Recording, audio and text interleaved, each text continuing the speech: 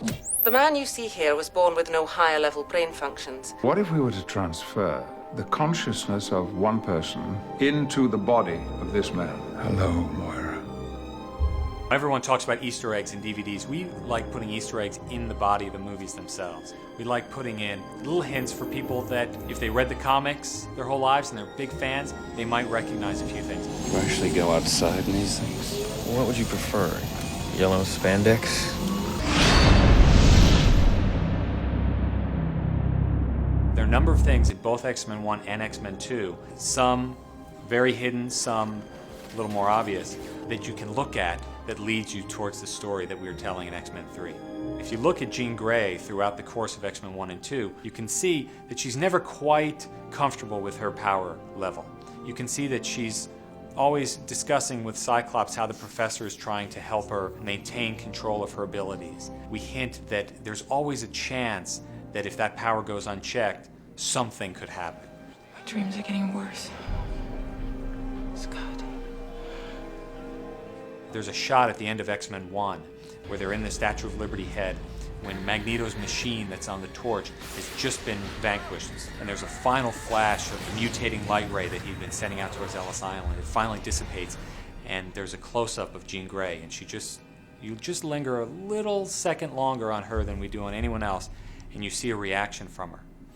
That was put in there purposefully to try and suggest maybe somewhere down the line in another movie, we'll be able to look back and pinpoint that moment as something happened to her. Maybe she was affected somehow by that ray. Maybe something within her mutations altered a bit. And she just has this premonition that something might not be right. And as that continues in X-Men 2, and you see her eyes start to light up, and you see the flame effects coming into her eyes, she exerts more and more power throughout that movie than we'd ever seen from her. She's able to hold back Cyclops' beam, which is something that no one has ever been able to do before.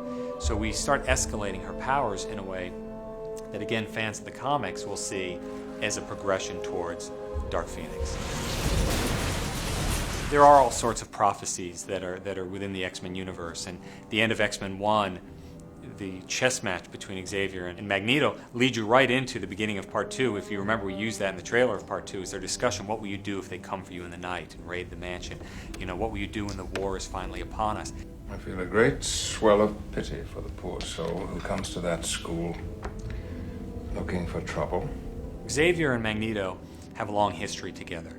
They were colleagues years and years before X-Men 1.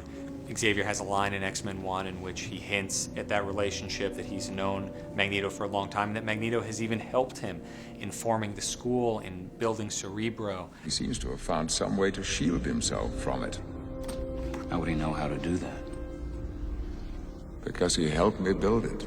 We really play that in X-Men 3. In fact, X-Men 3 begins with a prologue that takes place 20 years in the past, in which you see Magneto and Xavier together recruiting students for the mansion, which I think will be very exciting for fans to see.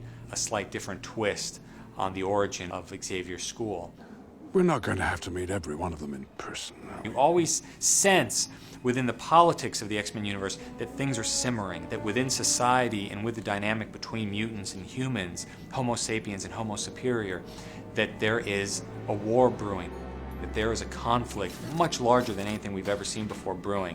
And we've been building that in 2 films, and we blow it out in this film. And this is the film in which you see a scale of conflict between the X-Men and the Brotherhood of Evil Mutants, between the US government and mutants as a whole, between mutants and themselves, frankly, on a scale that we've never seen before. Both emotionally, between certain characters in this film, and also globally and on a spectacle scale. It's gigantic. The war has begun.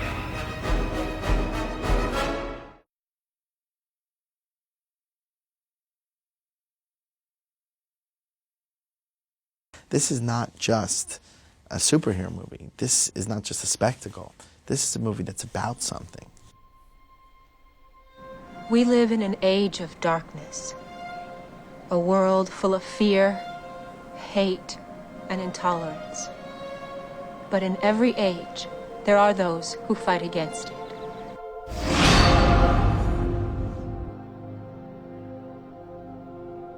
I worry about how democracy survives when one man can move cities with his mind. As do I. X-Men is the ultimate storyteller of life in the real world, of the height of prejudice and the height of forgiveness. It's adjusting to being who you are. I'm sorry, my dear. You're not one of us anymore. You know, I think that's always been the interesting thing about the X-Men movies. It's always been about subjects that either are very current and active at the moment in our lives, or things that people have dealt with for a long time, being an outsider. I want to be able to touch people, Logan. A hug. A handshake. A kiss. Well, the X-Men franchise and the X-Men comic book is really steeped in commentary on racism and classism. And I think most people relate to that on some level. Whether you're a minority or not, everybody can relate to feeling like they're being on the outside, or they're being pushed aside, or they're being discriminated against, or they have to hide something that they don't wish they had to hide. You know, as much as we advance as a society and a culture, it's still there. Who would want this cure? I mean, what kind of coward would take it just to fit in? Is it cowardice to save oneself from persecution? Not all of us can fit in so easily. You don't shed on the furniture. It's really a metaphor for life. You know, everybody is different in their own way, and I think most people are as well, and I think people see themselves. Even though this is a broad comic book fantasy land world, I think sort of the fundamentals of character are very much like people in our society. It's what we all want. No. It's what you want. It strikes at so many chords in our culture today and makes it an enjoyable, thought-provoking adventure that puts emotional legs on an issue that is in our culture today. When is it acceptable to use our power, and when do we cross that invisible line that turns us into tyrants over our fellow man? It's the comparison of Malcolm X and Martin Luther King. And of course, Xavier is Martin Luther King, and he preaches and teaches against the misuse of power. And on the other hand, Magneto is a character that's very similar to Malcolm X, who's a much more radical individual who is willing to fight to destroy this cure because of where he came from. Magneto, as we know, is a character who's a Holocaust survivor. This cure is voluntary. Nobody's talking about extermination. No one ever talks about it. They just do it. Here you have a war going on between three people, three groups, the government, the X-Men, and then the mutants that are really proud of who they are and that are trying to defend something that they feel is really real. That cure is meant for all of us. If we want freedom, we must fight for it. And it's just not necessarily one's a good guy, one's a bad guy. It's grey, and I think that's the other great thing about it. Magneto wants a war. We'll give him one. Every society has their taboos that they impose upon us, and we always find a way to stand up and fight for personal freedoms, and that's the X-Men.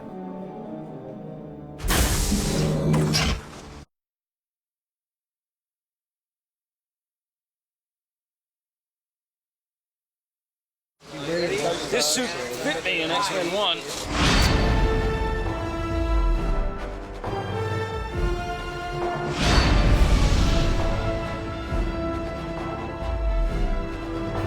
Doing the costumes in X3 is monumental, and there is a huge responsibility to the first two films. You want to keep the spirit of the first two films, but the script is quite different. It's a grittier script, so to make a new contribution and change it slightly, but still keep it X-Men and in a real world, I think that was the largest challenge. The women, we decided to go a little more sexy.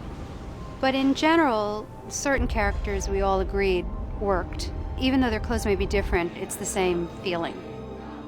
I love what you've done with your hair. You too. Well, I think particularly with Storm, the hair was the biggest decision, which we all worked on. The moment we came on the film, everyone decided to give her a more modern haircut to make her tougher but sexier at the same time. We went with a lot of black for her, which she didn't wear in the other films except for her X suit. So I think that was a pretty conscious decision. The cut of her clothes, everything was much more fitted than she wore before. Jean? Jean Grey, we decided to go with a lot of color, and again, it was issues with her hair. Also, her character is so different in this movie that we had a lot of leeway to change who she was. Dark Phoenix was particularly difficult. We didn't want to go as far as the comics where she's in a cat suit. We were very careful to choose the very dark Phoenix red color. We wanted her to be very sexy, but not overly sexy. And we didn't want it to look like the usual superhero. We already have enough black leather going on in the film. We wanted it to look like clothes. The guys are pretty much the same. Even though we've made all new clothes for them, it's in the same vein. Their characters work and it's who they are.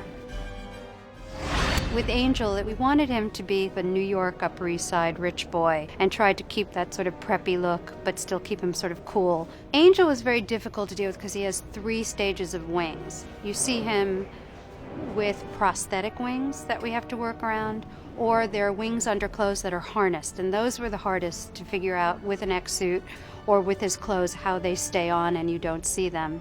And then there are times when he's in regular clothes with CG wings. Nice helmet. Keeps my face pretty. Juggernaut was a difficult process because you're trying to do a true comic book character and you can't go too far because otherwise it's very silly. But it basically was based on concept drawings that were kind of given to us, and then we adapted their drawing so it wouldn't look silly.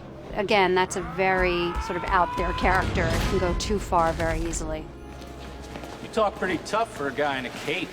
The biggest challenge was creating the world of the mutants, and what are they, and who are they. Even though they're a mutant army, they're just regular people who come together as a group. So they're real clothes that we've aged, distressed, painted, recut, whatever, but we wanted to keep them looking real.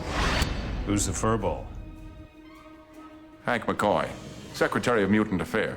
Beast's clothes are really established in the comic, and mostly he wears suits. He works in Washington. I mean, building suits for the body was sort of a challenge and kind of fun, and making them look not like a costume was a challenge, that this man really wears suits. Nice suit. As far as X-suit, everyone had this idea that it's a really old X-suit, and he drags it out of mothballs. But we wanted a little bit of a 70s feel, and that it's too tight and too small. You know, a little bit of character for him. And he was a good sport. Hard to believe this one's fit me.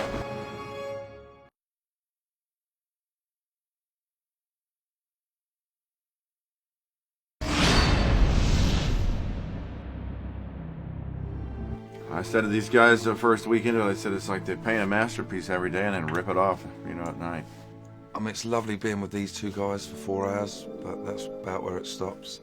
The worst thing is because it's such a big movie, obviously there's a lot of waiting about, So we try and leave it till the last minute. But basically from when I get in to get on set, we leave 4 hours. It does take a toll. You just put yourself into the frame of mind that you have to, get through it. It's only really taxing when you don't actually work, when you're stuck in it, being idle. Most of the time I'm working, but if I get made up and then spend 6 hours not working, it does miff one a little. Every time we've made him up, they've shot some part of your body. But like, say, Vinny, we've done him maybe 6 times where he didn't make it on camera, unfortunately. So that's a little rougher. So here we are, 2:30 in the morning. Been in my trailer since 7. When we first done the suit and everything, I thought that's fine. But then my head looked sort of a bit small. So Norman said, look, we've got to try something to bring the neck and the jaw out, because it doesn't look right, this great big body, So I was like, no, I don't want that, because this is the longest part, really. So he said, well, we got to try it for, the producers to see it. So we put it on, and I said, you don't even have to ask the producers, we've got to have it. It looks so cool, It's tricky to light. You put it in one kind of light, and it's like kind of a nice blue-gray, and you put it in another light, and it's like temper paint, baby blue or something. So it took them a few days to figure out the best way to shoot it. This would be called Beast Blue now, wouldn't it, Yeah, Tom? I don't know if it's a special blue. It's a combination of different colors to get to this shade. It's a paint it's an acrylic paint that we mix with glue as a base. And we've got different makeup colors that we use over the top of it. I'm like a model airplane. We have to dry him. Yeah, Just live dry for a second. So he doesn't stick to himself. On the face is 3 parts. So the chin, the 2 neck parts. The body is really, really hot to be in. And there's 5 pieces. There's a neck, the skull cap with the ears, then there's the cheeks and jaw area, this one big piece, and then there's a forehead and then the lower lip. Nothing's reusable except for the skull cap with the ears. We get a couple of days out of that, but everything else is a one use. And then it goes in the trash. It gets destroyed when we remove it. There's a lot of negatives to it, you know, but when you get on set, you sort of forget about it all, you know.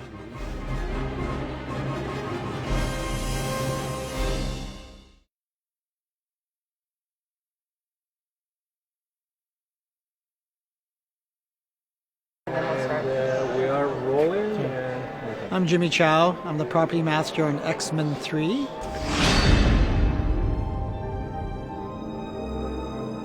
Pick up your plastic weapon. Pick up your cure cartridge. Absolutely no metal. In this case here, because it's an anti-magneto prop, everything is supposed to be plastic. Plastic.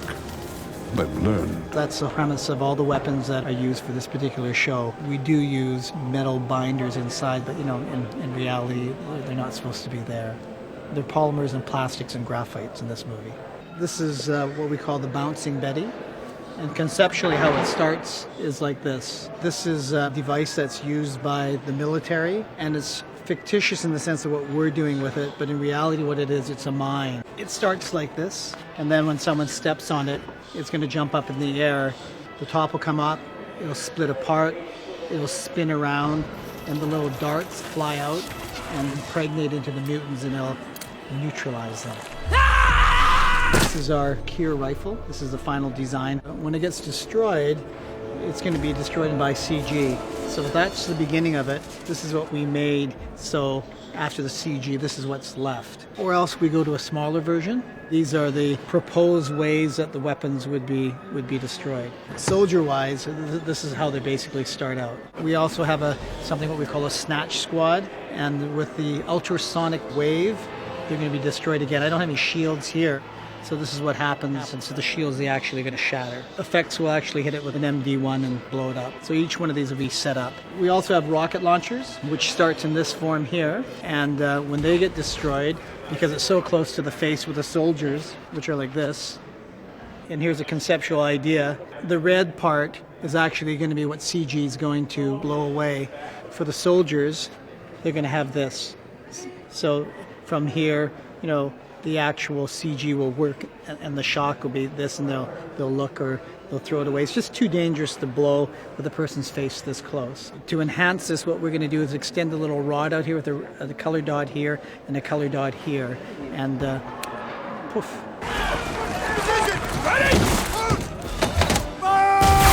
This here is what we call our tri-launcher, and it's a mortar. This actually launches a pine cone shaped device, and this is designed so it actually can load to the back and actually fire at the same time. It also delivers these particular darts. So those are weapons of choice for X-Men 3. What about jets, tanks?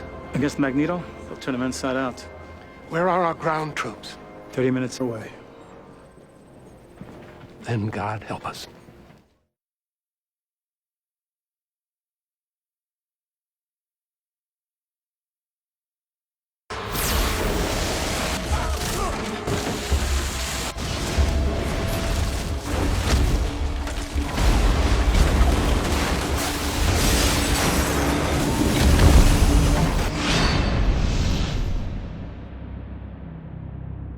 This movie has more special effect shots than anything we've been involved in before. We actually have an incredible team. One of our producers, Ralph Winters, has done X-Men 1 and 2, and not only is creative, but incredibly knowledgeable. I think that this third movie, we've learned a lot from the first two. I think that in building mutant characters, we know that it has to be mutant power-based things that distinguish our characters, and How can we do only visual effects that help service that so that we learn more about those characters and what it means? We decided, rather than have effects for effect's sake, we had a very palatable device in that every mutant has a power. And that's how the effects would come out, through their powers. So we had to show their powers. Kitty, get up. Come with me. First we made a pond. We made molds and cast the rock that surround the pond. That was the main part of our initial phase of that. Then construction put it all together, brought it over here. And we also took the original fountain. It was about 1,000 pounds of concrete, and we took molds off of that and cast the fountain that we see in the background out of fiberglass and foam. And then we started to use our wax machine that sprays wax to create the frozen look of the pond. We cast the icicles in a resin, in polyester resin, and then attached them to the fountain and shipped it here so we could carry it onto set without breaking everything. The surfaces the actors are going to skate on is a material called Teflon. Teflon's a bit slower than ice, so you got to work a little harder to get going. You sweat a little easier, but other than that, it feels pretty similar. Special effects bring that in, and it's pieced together. We just cover it with a little bit of ice wax and try to hide it. And action!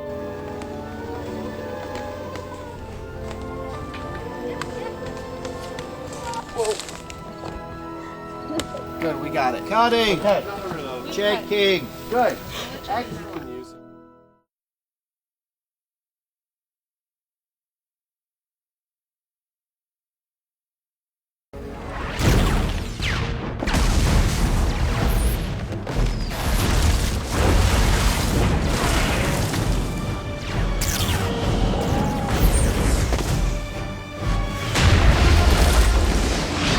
We're in the danger room at the moment, and we've got a sequence here where Halle Berry flies in, and I'm in a quandary whether she does a somersault or she comes just flying in straight, and there's cars blowing up, there's lots of explosions, and we've got Wolverine running in the background. There's a lot going on in this one sequence, and it's just, we're here ready to shoot. It's 3 o'clock in the morning, and I've probably got only one take at it, and I just want to make it different. And I'm in this quandary, somersault or no somersault. Why work in this film? What we're trying to avoid is we don't want to make things look floaty. Anyone can lift someone up in the air and they sort of start wobbling around, but for here, we want it to be real. It's got to be realistic. And so it's very, very hard, and it takes endless rehearsals to get that just right. Another rehearsal, guys. For the last 2 months we've been rehearsing all the gags, setting up the things for the actors and the actresses to do. So today's a big day because we've got Halle on this big rig that we're flying today. She's worn a cape for 3 movies now, and finally this movie she gets to fly and be really a part of, you know, sort of the action and the fighting and sort of the combat scenes, which I've always wanted to do as well, because in the comic book she does.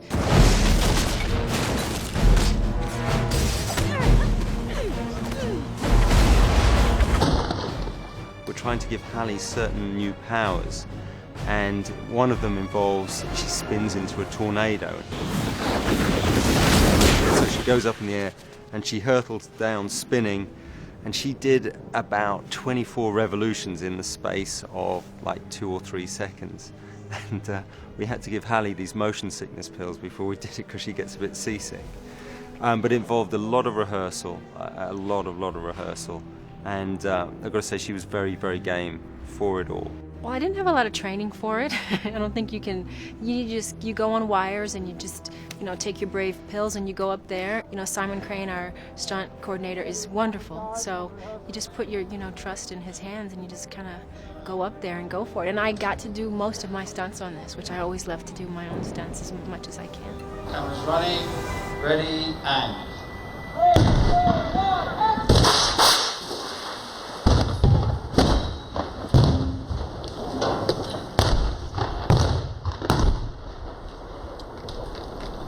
And cut it.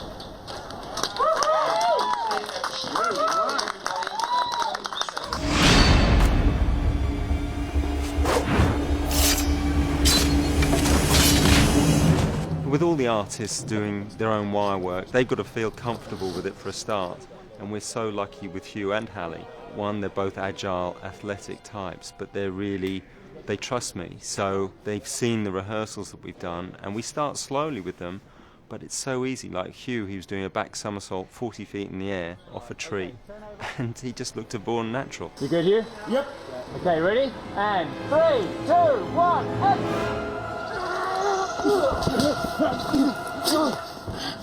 I do quite a bit of flying in this movie. Now, my character cannot fly. And one of the great things about X-Men 3 is unlike movies like Crouching Tiger, where everyone seems to be able to just sort of fly and walk up walls, etc., unless that's your particular power, you can't do it. So Wolverine is definitely earthbound.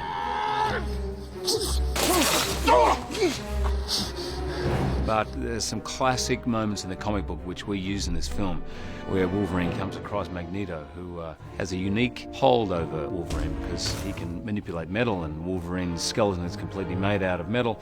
So he stops him and he flings him through the forest at a great rate of knots, and it's not CG.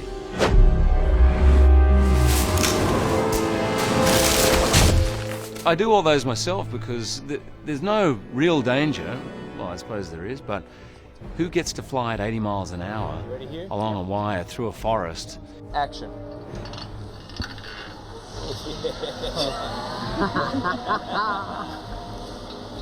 I had to do quite a bit of flying in this, and I love it. Really, you just have to go along for the ride.